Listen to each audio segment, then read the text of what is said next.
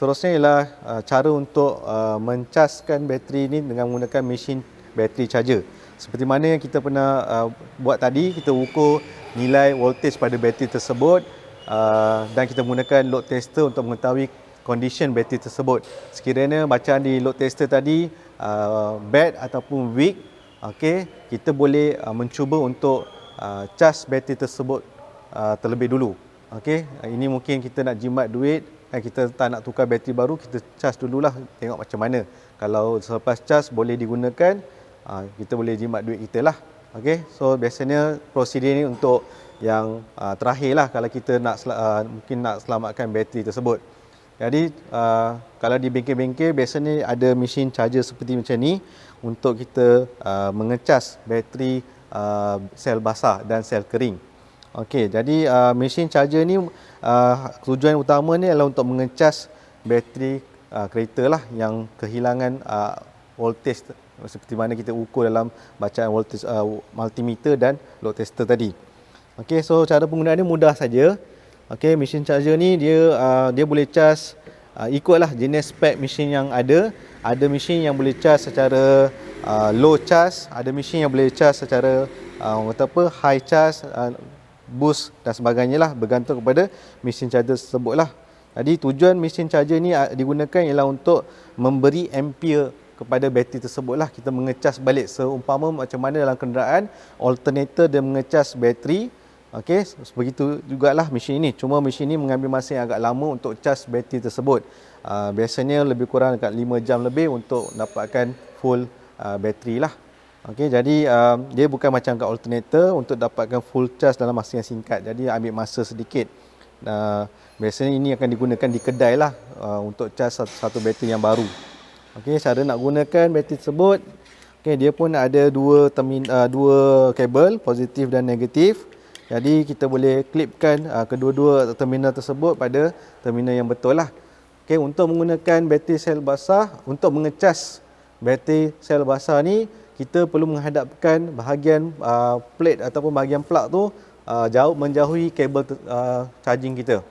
Ini disebabkan bila kita mengecas bateri tersebut akan berlaku proses tindak balas kimia. Sekiranya kita letak dalam keadaan macam ni, okey, proses kimia itu akan mengeluarkan buih dan buih ini akan melekat pada terminal yang digunakan ni.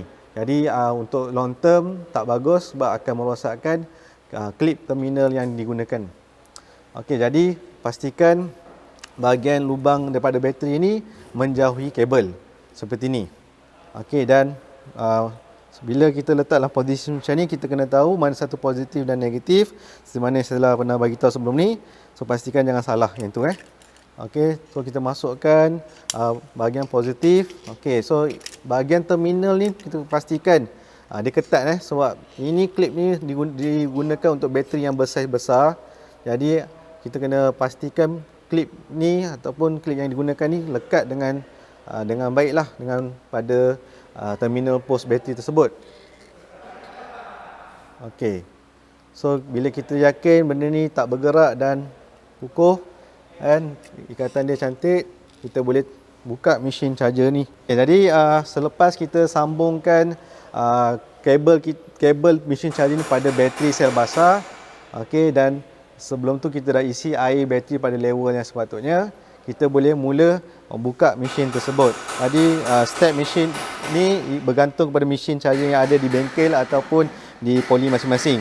Okey, so cara bukaan dia mudah aja, kita onkan dia dan kita boleh lihat di sini dia ada setting untuk mengetahui berapa ampere ataupun berapa charging yang ada pada bateri tersebut lah, ataupun berapa bacaan ampere yang ada pada bateri tersebut sebelum dicas. Selepas tu kita boleh mulakan proses pengecasan menggunakan setting-setting yang kita boleh nampak dalam mesin ni. Okey, seelok-eloknya sebuah bateri ni dicas secara perlahan, okey, supaya dia punya bateri ni tidak panas. Sebab bateri ni dia kalau boleh kita elakkan dia panas. Kalau dia panas, dia mungkin akan mengurangkan kapasiti bateri tersebut. Jadi seelok-eloknya bila proses pengecasan ni berlaku, kita gunakan setting yang paling rendah supaya tak merosakkan bateri lah. Kalau kita nak guna bateri dalam keadaan segera, mungkin boleh gunakan setting fast boost ataupun fast setting, tapi untuk long term bateri itu mungkin akan cepat rosak. Okey, itu bergantung kepada masing-masing lah. Okey, so saya gunakan cas yang biasa saja. Okey, so kita boleh start. Okey, so bila kita lihat sini, mesin cas ni akan mengecas bateri tersebut lah. Dan sekiranya bacaan di sini akan menunjukkan berapa ampere yang perlu diselesaikan untuk bateri tersebut. Akan cuba menguji menggunakan load tester lah untuk mengetahui berapa kapasiti bateri ini sebenarnya. Jadi saya akan gunakan bateri charger ni untuk cas bateri yang lebih besar, iaitu N100. Bateri ni 12 volt juga, biasa digunakan dalam bas. Okey, so dalam bas biasanya akan digunakan 2 buah bateri untuk mendapatkan 24 volt. Okey, jadi saya cuba untuk cas juga bateri tersebut menggunakan kaedah yang tadi juga, positif, negatif. Kemudian pastikan dia jauh daripada kita punya lubang air bateri itulah. Okey, so bila saya start, okey, bila saya hidupkan, okey, saya boleh tahu berapa ampere yang patut dicas. Okey, mungkin meter ni agak lambat untuk naik, so saya akan cuba start dulu. Okey. So kalau ikut dalam ni, mungkin dia akan ambil masa lah untuk nak menunjukkan kat kita berapa ampere yang patut dicas lah.